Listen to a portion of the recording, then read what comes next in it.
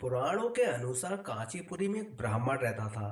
उसका नाम देवस्वामी तथा उसकी पत्नी का नाम धनवती था। उनके 7 पुत्र तथा एक पुत्री थी। पुत्री का नाम गुणवती था। ब्राह्मण ने 7 पुत्रों का विवाह करके बेटी के लिए वर खोजने के लिए अपने सबसे बड़े पुत्र को गांव के बाहर भेजा। उसी दौरान किसी पंडित ने पुत्री की जन्म कुंडली देखी और बताया, सप्तपदी होते होते ये कन्या विधवा हो जाएगी। तब उस ब्राह्मण ने पंडित से पूछा, पुत्री के इस वैधव्य दोष का निवारण कैसे होगा? पंडित ने कहा, सोमा का पूजन करने से वैधव्य दोष दूर होगा।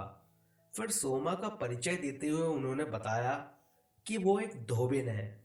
उसका निवास स्थान सिंहल द्वीप है। जैसे तैसे उसे प्रसन्न करो और गुणवती के विवाह से पूर्व उसे यहाँ बुला लो। तब देवस्वामी का सबसे छोटा लड़का बहन को अपने साथ लेकर सिंहल द्वीप जाने के लिए सागर तट पर चला गया। सागर पार करने की चिंता में दोनों एक वृक्ष की छाया में बैठ गए। उस पेड़ पर एक घोंसले में गिद्ध का परिवार रहता था।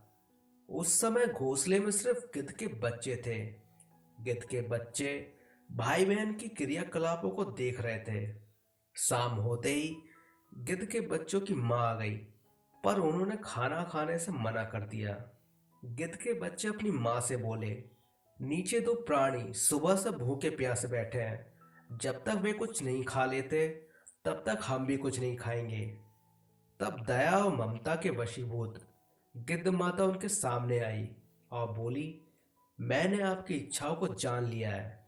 इस वन में जो भी फल फूल कंद मूल मिलेगा मैं ले आती हूँ। आप भोजन कर लीजिए। मैं प्रातःकाल आपको सागर पार कराकर सिंहल द्वीप की सीमा के पास पहुंचा दूंगी। और वे दोनों भाई बहन गिद्ध माता की सहायता से सोमा के यहाँ जा पहुंचे। अब वे दोनों भाई बहन सुबह जल्दी उठकर सोमा का घर झाड़कर लीप दिया करते थे। एक दिन सोमा ने अपनी बहुओं से पूछा, हमारा घर कौन बुहारता है, कौन लीपता है? सबने कहा, हमारे सिवा और कौन करेगा ये काम। किंतु सोमा को उनकी बातों पर विश्वास नहीं हुआ। एक दिन उसने रहस्य जानना चाहा। वो सारी रात जागी और सब कुछ प्रत्यक्ष देखकर जान गई। सोमा का उन भाई बहन से वार्तालाप हुआ। भाई ने सोमा को बहन संबंधी सारी बातें बता दी। सोमा ने उनकी श्रम साधना तथा सेवा से प्रसन्न होकर उचित समय पर उनके घर पहुंचने का वचन देकर कन्या के वैधव्य दोष निवारण का आश्वासन दे दिया। मगर भाई ने उससे अपने साथ चलने का आग्रह किया। आग्रह करने पर सोमा उनके साथ चल दी। चलते समय सोमा ने बहुओं से कहा, मेरी अनुपस्थिति में यदि किसी का देहांत हो जाए तो उसके शरीर को नष्ट मत करना, मेरा इंतजार करना। और फिर सोमा भाई बहन के साथ कांचीपुरी पहुंच गई।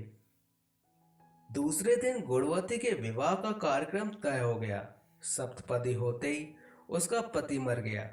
सोमा ने तुरंत ही अपने संचित पुण्यों का फल गुणवती को प्रदान कर दिया। तुरंत ही उसका पति जीवित हो उठा। सोमा उन्हें आशीर्वाद देकर अपने घर चली गई।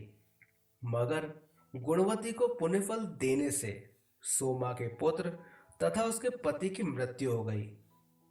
सोमा ने पुण्यफल संचित करने के लिए पीपल वृक्ष की छाया में विष्णु जी का पूजन करके 108 परिक्रमाएं की। इसके पूर्ण होने पर उसके परिवार के मृतक जन जीवित हो उठे। इसीलिए कहते हैं, निष्काम भावना से सेवा का फल हमेशा मधुर होता है। इस व्रत का यही लक्ष्य है।